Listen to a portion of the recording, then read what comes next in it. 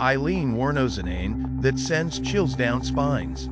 She was a female serial killer, garnering headlines for claiming her victims were rapists. But here's the twist: there was no evidence. No witnesses, no bodies to back her claims.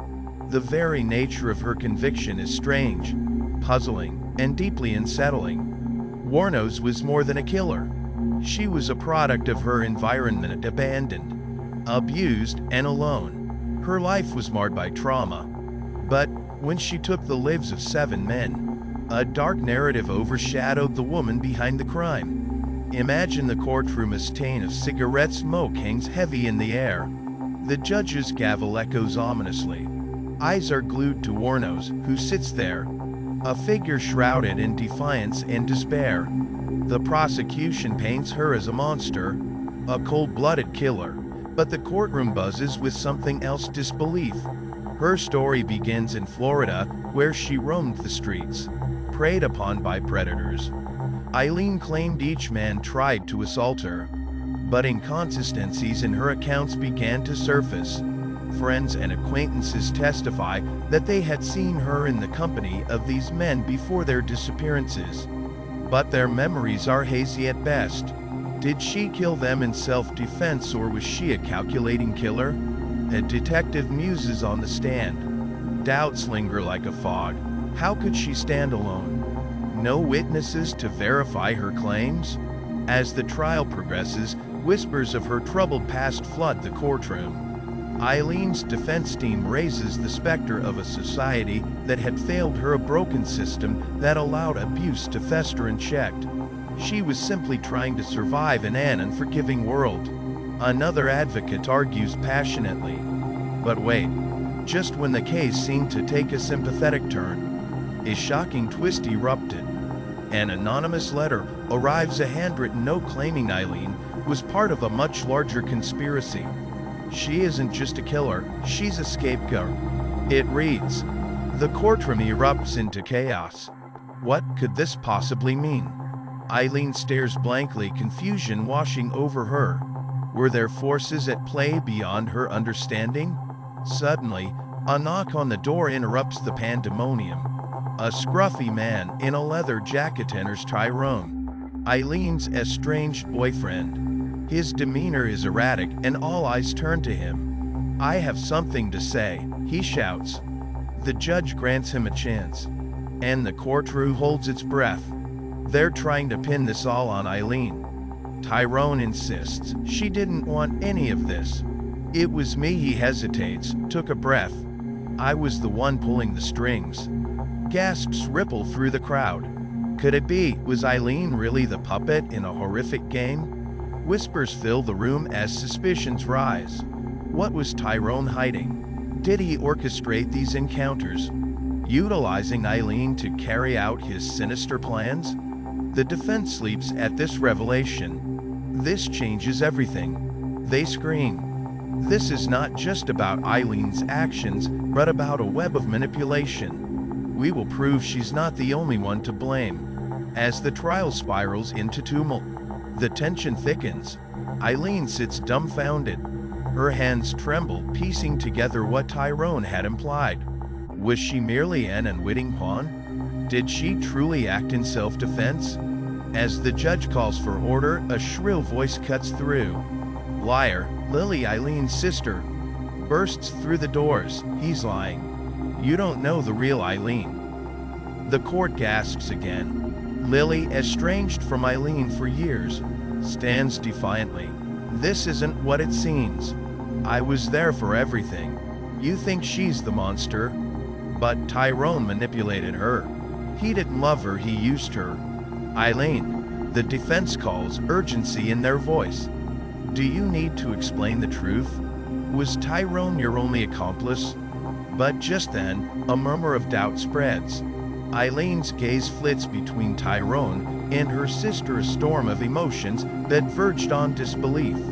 You've always blamed me," she muttered, uncertainty creeping into her voice. "Did you ever really care, Lily?" Before Lily could respond, the room descended into chaos again.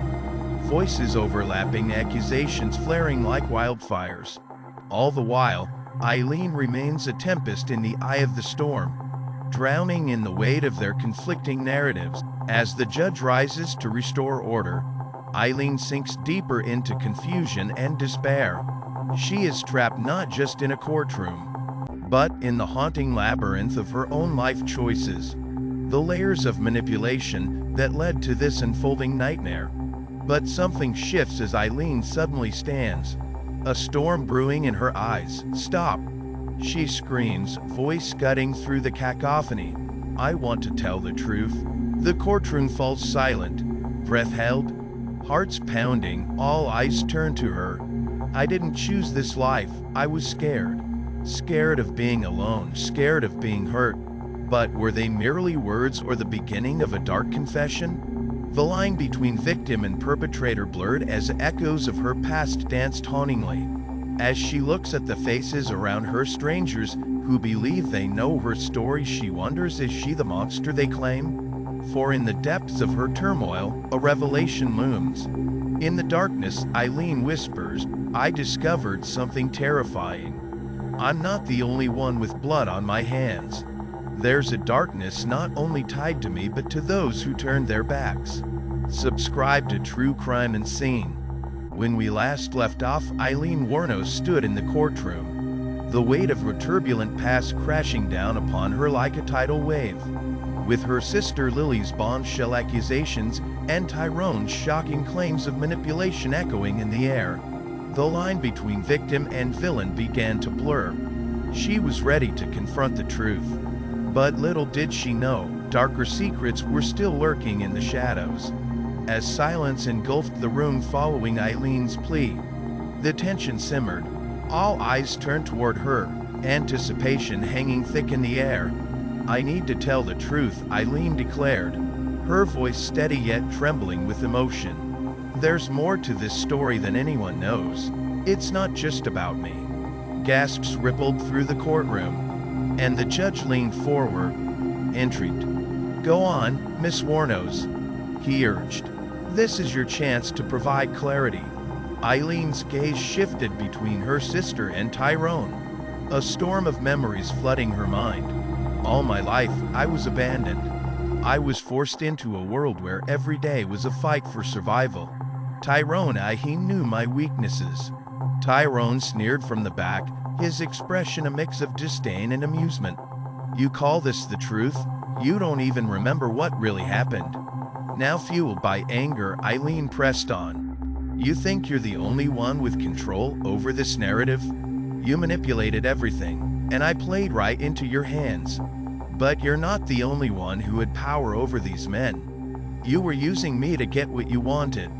The courtroom erupted in whispers, the crowd captivated by the unfolding drama. Could it be true?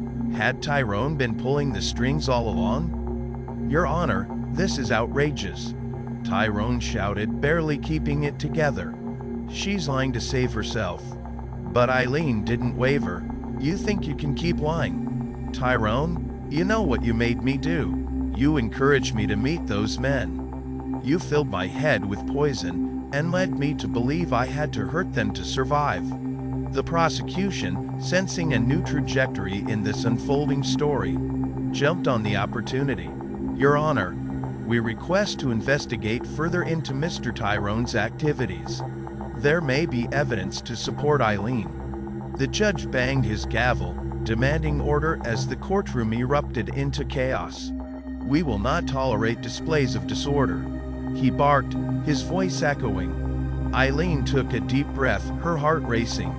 She could feel the anxiety thrum in the air, aware that she stood between freedom and a deeper pit of despair. The prosecution hurriedly gathered evidence from Aileen's past. They suspected Tyrone had left a trail of manipulation and coercion leading straight to the dark events that had unfolded. But what they found surpassed even their wildest fears. Days later, investigators announced they had uncovered video footage from security cameras near the bars Aileen frequented just before the murders.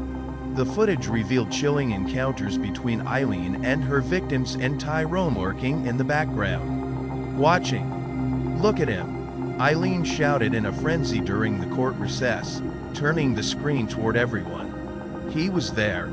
He was pulling my strings, telling me what to do. Objection. Tyrone barked, his face twisting with rage. This is irrelevant. Just because I was present doesn't mean I was involved. But the tension was palpable. Aileen's team combed through the footage frame by frame. And suddenly, they saw a slip of paper held in Aileen's hand during a heated exchange with one of the victims. The words were too fuzzy to read. But Aileen's frantic gestures told a tale of desperation. The prosecution knew they needed to decipher that note. Late that evening, a group of investigators, including Detective Rogers, sat in a dimly lit conference room, scrutinizing the footage, determination etched on their faces. After hours of searching, they pulled a still frame from the video and enhanced it. What the hell?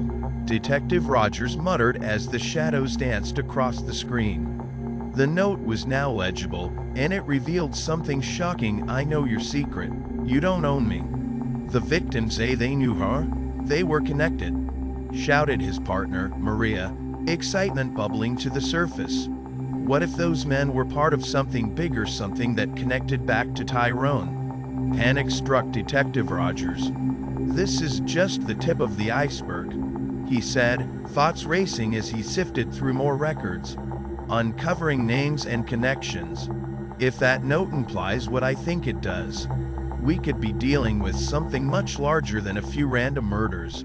We're looking at an underground network of exploitation, and Tyrone might not just be a manipulative boyfriend. Tyrone was now a man under suspicion for a far darker web of betrayal and crime. Holding all the threads, he was involved in a systemic operation that preyed on vulnerable women, leveraging Aileen's desperation for his gain. As the trial progressed, the atmosphere turned electric. The lead prosecutors stood before the jury, laying bare Tyrone's potential connections to illegal activities. We believe that Tyrone didn't just manipulate Aileen. He exploited her misery to serve a much darker purpose. He declared, voice firm. He may have orchestrated these encounters to eliminate witnesses to his own life of crime. But the courtroom was still divided. Aileen, feeling both empowered and tremulous, reflected on the relationships she had built in the darkness she had fallen prey to. Could she really have been a victim of a larger scheme? Would the jury buy into this new theory? Or were they still caught in the shadow of her admitted crimes? Then, just a few days later, in the middle of the trial, a shocking announcement brought everything crashing down. A new witness had come forward, an old friend of Aileen's named Sam. The courtroom buzzed with a mix of dread and curiosity. Who was this person, and what could they possibly reveal? Sam stepped into the witness stand, visibly shaken. I'm here to tell you Aileen isn't the only victim, he began, looking directly at Aileen. You were never alone in this, Aileen. I should have spoken up sooner. A wave of tension washed over the jury. What do you mean, Sam? The prosecutor pressed, leaning forward, wide-eyed. Aileen wasn't the first, he stammered. Throat dry. Tyrone is a predator. He was running a scheme using women like Aileen, hurting them to keep them obedient. I had seen Aileen with some of the victims before the murders. He was pushing them towards each other to set them up for his own gain. The courtroom erupted in gasps. The narrative they had fought to unravel was suddenly gaining traction, painting a picture of Tyrone as a calculated puppet master who had used Aileen to eliminate anyone standing in the way of his twisted ambition. Just when the prosecution thought they had finally cornered Tyrone, he leaned back in his chair, forcing a smirk. You all want to believe in this fairy tale of a mastermind controlling Aileen's whims? Pathetic. He spat, biding his time. Tensions peaked. Aileen felt the ground shift beneath her, realizing the implications of Sam's testimony. Her eyes met Tyrone's across the room, and for the first time she felt a flicker of empowerment. What if she whispered, heart racing? Maybe she wasn't just defined by the horrors inflicted upon her. Maybe there was still a chance for justice, a way to take back control. But as the trial continued to unravel, shadows loomed larger. Detectives uncovered more disturbing patterns linking Tyrone to various missing persons, raising the stakes higher than they had ever anticipated. Leave a comment now to show support.